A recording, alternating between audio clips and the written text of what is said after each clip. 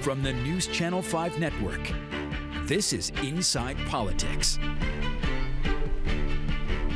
Hello everyone, I'm NewsChannel 5's political analyst, Pat Nolan. Welcome to Inside Politics. 2020 was clearly the most difficult year in Nashville history, with tornadoes, the pandemic, an ongoing economic downturn. We also saw a large property tax increase, city budget difficulties along with racial unrest, and calls for social change and police change. Finally, we saw a Christmas Day bombing on 2nd Avenue downtown that shook the community to its core. We are now approaching the end of the first quarter of 2021. How is Nashville doing in recovering from its 2020 calamities? What challenges still lie ahead for us in the immediate months to come?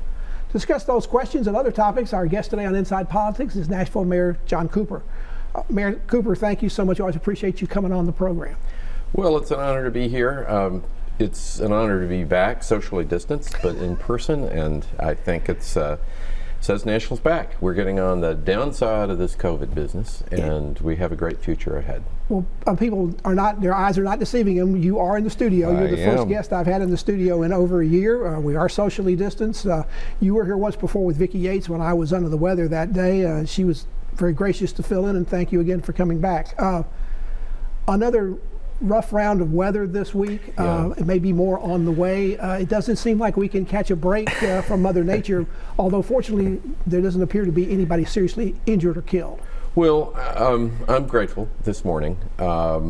We still have 2,800 people without power. We had 11,000 last night. I was at the Ross Early Learning Center to see the trees that had fallen and smashed a few cars and some roofs blown off.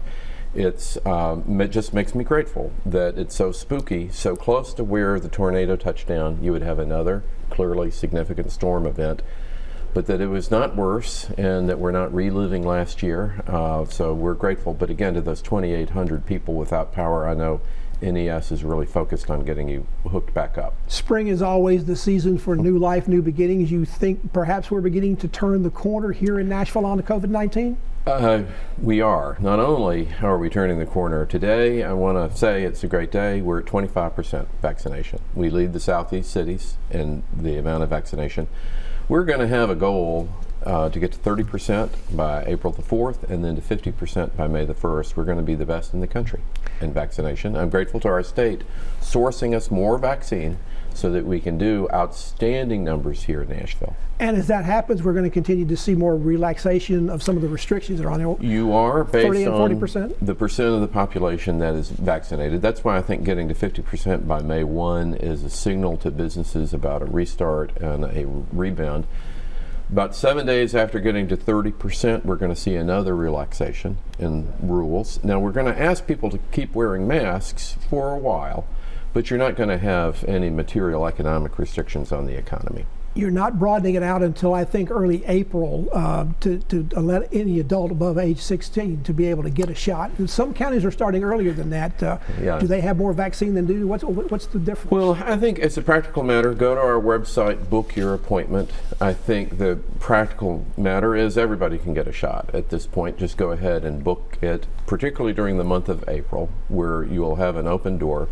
We have 28 sites giving vaccinations today. We've had 95 on-site events to cover vulnerable communities. You've got another 60 events being scheduled in April. The drive to get to 50% is going to really put Nashville in a different category, and I think we're going to be #1 in the whole country. People were so excited, and I think it went so well to do that mass drive-through vaccination in Nissan Stadium. Do you not have enough Johnson & Johnson vaccine to do that again, or is that something you might do in the future if you get more vaccine? I think we will be doing it. It's uniquely helpful to have a one-shot and you're done vaccine for that event. I think we're going to be having, again, 60 more events coming up in April to get us to 50%. The state continues to seem to have problems getting people to come back. I think as many as 10,000 people have not gotten their second shots. Is Nashville having that problem? And if you're not having it, why not? Well, our health department is doing a great job. The shot experience for those, I mean, I have had one shot and I'm going to come to another shot. It's so positive. The people doing it, it's so great. It is a great patriotic event. Many people burst into tears when they get their shot because of all the anxiety over the last year. We are not having problems in Nashville. And we're getting it done and getting to 50%. I think for all of our businesses that have been so traumatized by the last year, it's a significant statement of getting onto the rebound. we continue to, there always seems to be a cloud on the horizon during this entire situation, and we've heard that the transmission rate in Nashville has gone back up above 1 again. That's got to be concerning. Our numbers are not super great. I have to say, we're still at over 20 per 100,000. The transmission rate is over 1. So as people have relaxed, you've had a resurgence of the disease, but that's being matched by awesome vaccination rates. We're going to vaccinate our way out of this. We hear a lot about spring break. A lot of the airport had its busiest days in over a year. That's great for the airport, but it might be concerning about the spread of the virus. Get your vaccination. Get your vaccination. I mean, we at one point we had no tools on the disease, right? All you had was masks and social distancing. Now we have a vaccination as a tool. The sooner we get to 50%, the better, more confident we can be in terms of the disease not being a problem. The mask mandate has been in place in Davidson County consistently for several months. You mentioned that it's going to be around for a while. In what part of this vaccination numbers do we have to get up to 60 or 70% before the mask mandate goes away? We're going to be driven by science, and public health is, I think, going to be somewhat cautious in using a very simple tool to diminish the rate of the disease. But let me just spend a moment. What did Davidson County accomplish by its rules? Vanderbilt turned out, predicted it, and I think will confirm that we ended up right now saving about 800 to 900 lives statistically, because we had precautions and we followed the statistics. You had fewer people get the disease, they got it less badly, you saved lives by a simple formula of having a mask. Every week we see some of the surrounding counties that adopted mask mandates getting rid of them. Does that put us back in some peril? Because the vaccine does not, or the virus doesn't pay any attention to where the county lines are. Where the county line is.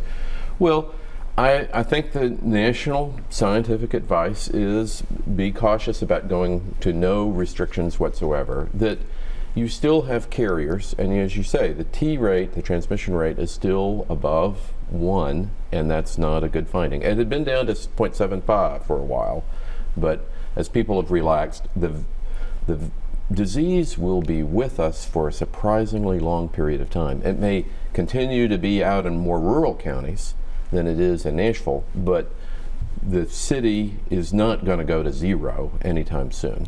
Nashville Mayor John Cooper is our guest on Inside Politics. Back to continue our conversation with the mayor after this break.